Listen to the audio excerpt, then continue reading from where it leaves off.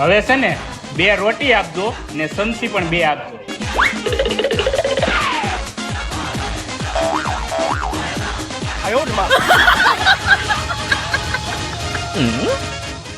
ભાઈ ચમચી તો આપો.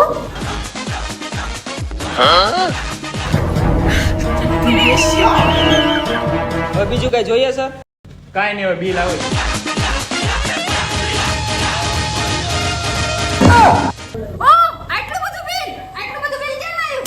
અમે તો ખાલી 500 રૂપિયાનું જેમું, તો આમાં 700 રૂપિયા બિલ કેમ આવ્યું? 200 રૂપિયા સબ્જીના, 100 રૂપિયા રોટીના, 100 રૂપિયા છાશ પાપડના અને 100 રૂપિયા જીરા દાળ ફ્રાયના અને 200 રૂપિયા છે ને તમે સમજી ચોરીને એના.